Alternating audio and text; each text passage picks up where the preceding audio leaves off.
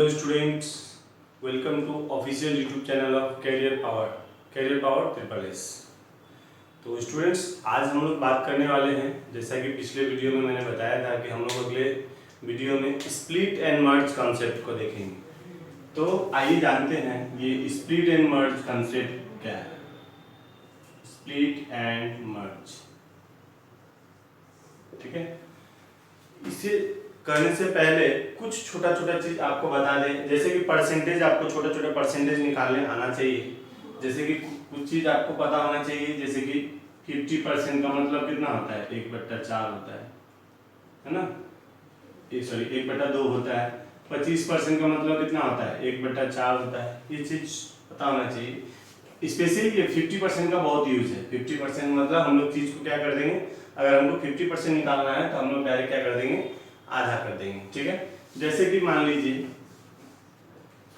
280 का हमको चाहिए 50%, सपोज 280 का हमको चाहिए 50%, तो इसका 50% ऑफ 280 अगर निकालना है तो हम लोग इसका डायरेक्ट 50% कैसे निकालेंगे, इसका 50% के लिए हाफ कर देंगे, मतलब 140 हो जाएगा, 2 से डिवाइड कर देंगे।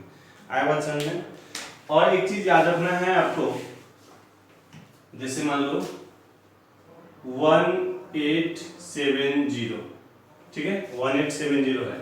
इसका अगर हमको 10% निकालना होगा तो हम लोग क्या करेंगे, इसका अगर 10% निकालना है तो क्या करेंगे, डायरेक्टली हम लोग को छोटा छोटा चीज डायरेक्टली याद रखना पड़ेगा।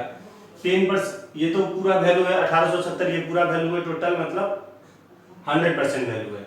हमको अगर 10% निकालना है तो क्या करेंगे, हम लोग एक डिजिट आगे पॉइंट डाल देंगे। मतलब अगर इसका हमको 10% निकालना होता तो हम लोग क्या करते, इसको 187 लिखते, ठीक है।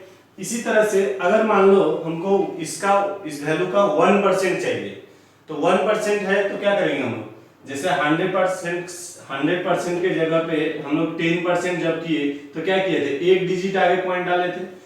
अब 100% के जगह से अगर हमको 1% निकालना है तो क्या होगा, 2 डिजिट आगे पॉइंट, 2 डिजिट आगे हम लोग पॉइंट निकालेंगे, पॉइंट डालेंगे। यानी कि ये जो 1870 था, अगर इसका 1% हमको चाहिए तो क्या करेंगे, हम लोग 2 डिजिट आगे पॉइंट डाल देंगे, मतलब 18.70 हो गया। आई बात समझ में। अब अगर मान लीजिए 5% चाहिए, तो पहले हम लोग 10% था, 10% हम लोग निकालिए 187, 5% निकालने के लिए उसका हाफ कर लो। 187 का अगर हम लोग हाफ कर लेते हैं तो 5% आ गया। तो ये सब वर्बल कैलकुलेट करने, वर्बली मुंह से आपको कैलकुलेट करने ये चीज आना चाहिए, ठीक है। तो ये यूजफुल कैसे होगा कैलकुलेशन में, चलो देखते हैं। जैसे मान लो एक क्वेश्चन है, ये देखिए ये आया हुआ क्वेश्चन है एग्जाम का, 40% ऑफ 265 प्लस 35% ऑफ 180। देखिए ये आईबीपीएस का एग्जाम में पूछा हुआ क्वेश्चन है। अब इस ये सॉल्व सभी कर लेगा, फैक्टर ये है कि कितना जल्दी आप कर सकते हैं, ठीक है। तो चलिए देखिए हम लोग इसको डायरेक्टली कैसे करेंगे। देखिए 40% चाहिए ना, हमको क्या चाहिए, 40% चाहिए। तो हम लोग ऐसा नहीं करेंगे कि 265 इंटू 40/100 लिखे, इसको काटे उसको काटे, ऐसा नहीं करेंगे हम लोग। ये सब हम लोग को मेंटल कैलकुलेशन में ही लाना है। देखिए इसको देख के 40% है तो इसको हम लोग 10% का मल्टीपल्स में ला सकते हैं। अगर हम 10% इसको अगर निकाले, 40% ना निकाल के 10%, तो हम देख के ही निकाल सकते हैं। 10% हमारा कितना हो जाएगा, ये 26.5 होगा। देख करके हमको पता चल जाएगा। अच्छा 40% निकालना है तो हम 10% डायरेक्ट निकाल लिए, कितना 26.5%। अब 40% अगर हमको निकालना है तो क्या करेंगे, इसको 4 गुना कर देंगे। तो इसको अगर हम लोग 4 गुना कर लेते हैं तो कितना आएगा, 26 चौके कितना 104, और 0.5 से 4 बार गुना करेंगे तो 2, 104 और 2 ये कितना हो गया 106। आई बात समझ में। इसका 40% हम लोग डायरेक्टली निकाल लिए, कितना 106।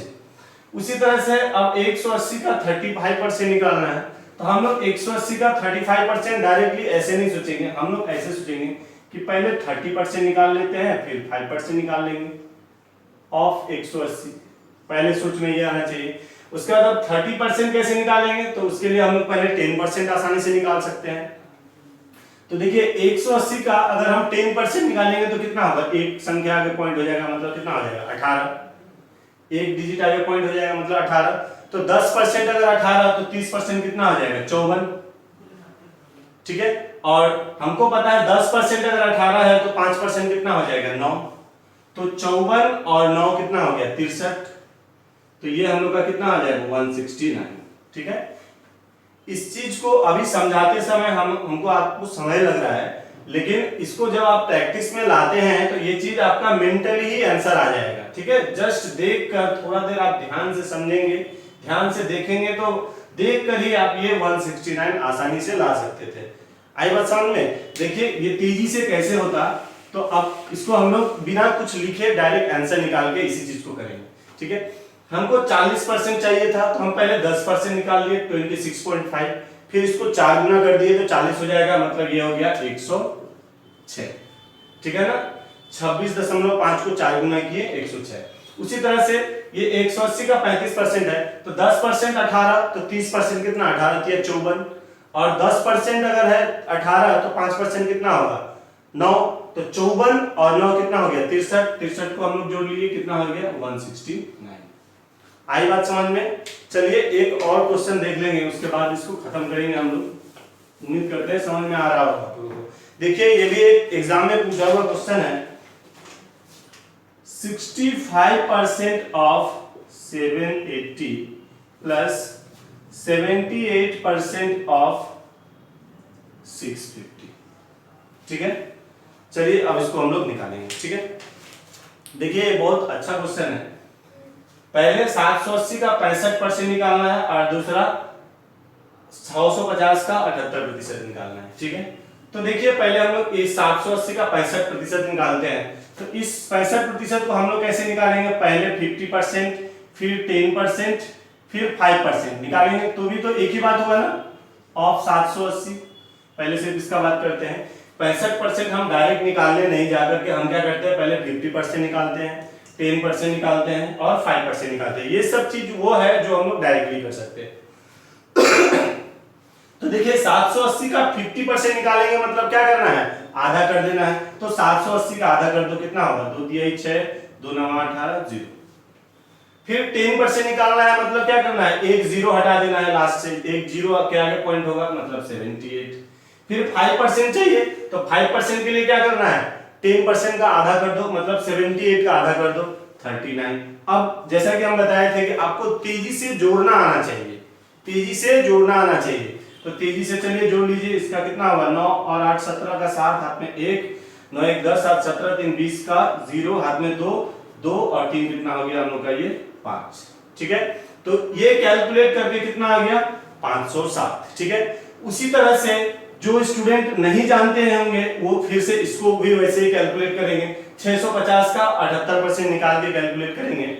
लेकिन एक चीज ध्यान दीजिएगा यहाँ पे, क्या ये दोनों वैल्यू सेम है क्या हम लोगों को अलग अलग ये दोनों वैल्यू निकालने की जरूरत है? ध्यान से देखिएगा, अगर इसको अगर हम लोग अपना बेसिक तरीका से, अपना पुराना तरीका से अगर हम लोग निकालते तो क्या लिखते इसको, 65 इंटू 780 बाई 100 लिखते है ना।